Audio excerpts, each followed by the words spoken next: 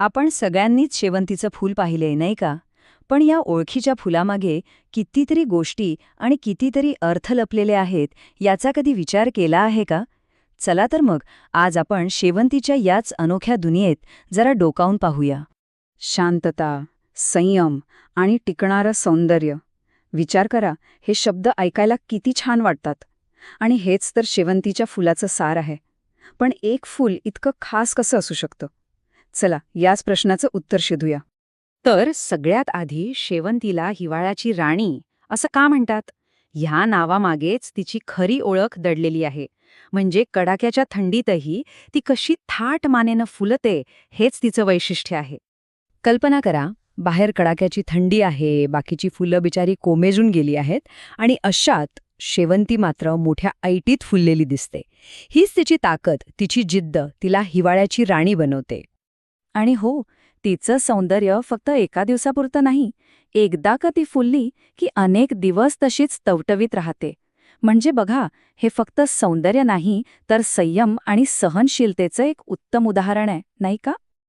बरं, शेवंती फक्त तिच्या टिकाऊपणामुळेच ओळखली जात नाही, तर तिचे रंग आणि आपल्या संस्कृतीत, आपल्या परंपरांमध्ये तिला असलेले स्थान हे सुद्धा तितकंच महत्वाचं आहे.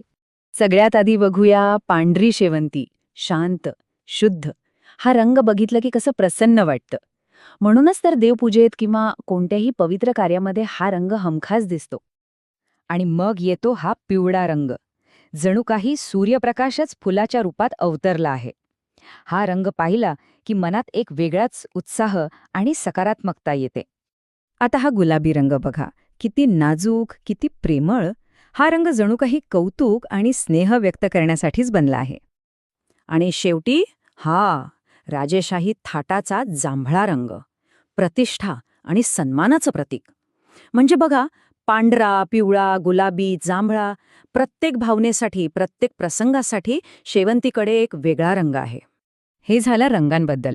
पण या रंगांच्याही पलीकडे आपल्या परंपरांमध्ये शेवंतीला खूप मोठं मानाचं स्थान आहे. देवघरातली पूजा असो किंवा सणासुदीचे हार, शुद्धता, शांती आणि भक्तीचं प्रतीक म्हणून शेवंती तिथे हजर असतेच. पण थांबा, गोष्ट इथेच संपत नाही. शेवंती फक्त देवघरात आणि हारांमध्ये नाही, तर आपल्या बागेत आणि आपल्या आरोग्यासाठी म्हणजेच आपल्या रोजच्या जगण्यातही खूप महत्वाची भूमिका बजावते. समजा कोणाला बागकाम सुरू करायचंय, पण जास्त वेळ नाही किंवा अनुभव नाही. त्यांच्यासाठी शेवंती म्हणजे अगदी परफेक्ट निवड. तिला फार काही लागत नाही. कमी पाणी, थोडी काळजी आणि ती बाल्कनीत किंवा कुंडीत अगदी सहज वाढते. म्हणजे नवशिक्यांसाठी बागकामाचा आनंद घ्यायला यापेक्षा सोपं काय असणार? आणि हो, एक महत्वाची गोष्ट, शेवंतीचे औषधी गुणधर्म. तिच्या फुलांपासून बनवलेला चहा घेतला जातो, जो डोळ्यांचा थकवा घालवतो, त्वचेसाठी चांगला असतो आणि शरीरातली सूज कमी करायलाही मदत करतो. कमाल आहे ना? आतापर्यंत आपण जे पाहिलं ते तर आपल्याला डोळ्यांनी दिसतं. पण आता आपण शेवंतीच्या अशा एका पैलूविषयी बोलूया, जो सहजासहजी दिसत नाही. तिचं निसर्गाशी आणि आपल्या मनाशी असलेलं नातं. बघा, शेवंती फक्त माणसांसाठी नाही, तर निसर्गासाठीही खूप महत्वाची आहे. मधमाशांचं ती आवडतं फूल आहे. ती मधमाशांना अन्न देते आणि त्या बदल्यात मधमाशा परागीभवन करून निसर्गाची साखळी अविरतपणे सुरू ठेवतात. आणि आपल्या मनावर होणारा परिणाम, कधीतरी नुसतं त्या फुलाकडे बघून बघा, मन आपोआप शांत होतं. धावपळीच्या आयुष्यातला ताण कमी होऊन एक सकारात्मक ऊर्जा मिळते. आणि आता आपण येतोय शेवटच्या पण सगळ्यात महत्वाच्या भागाकडे. हे साधंसुधं दिसणारं फूल, पण त्याच्या आत किती खोलवरचं तत्वज्ञान दडलंय याचा विचार केलाय का कधी? एकाच फुलाचे दोन अगदी विरुद्ध अर्थ कसे असू शकतात हे पाहूया. हे खूपच रंजक आहे. बघा, काही संस्कृतींमध्ये शेवंती हे आठवण आणि श्रद्धांजलीचं प्रतीक मानलं जातं, म्हणजे थोडक्यात दुःखाशी जोडलेलं आहे. तर दुसऱ्या बाजूला काही संस्कृतींमध्ये तेच फूल आनंद, दीर्घायुष्य आणि सौभाग्याचं प्रतीक आहे. म्हणजे एकाच फुलात सुख आणि दुःख दोन्ही भावना सामावलेले आहेत.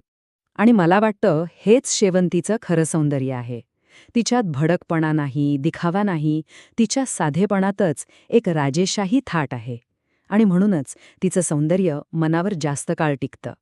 तर मग एवढं सगळं जाणून घेतल्यावर आपण पुन्हा त्याच मूळ प्रश्नावर येऊन पोहोचतो की शेवटी ही शेवंती आहे तरी काय? आणि याचं उत्तर आपल्याला सुरुवातीच्या वाक्यातच मिळतं. शेवंती हे फक्त एक फूल नाही, ते एक रूप आहे शांततेचं, संयमाचं आणि अशा सौंदर्याचं जे कधीच कोमेजत नाही. ते आपल्याला शिकवतं की कठीण परिस्थितीत कसं टिकायचं, जीवनात संतुलन कसं साधायचं आणि साधेपणातच खरं सौंदर्य कसं शोधायचं.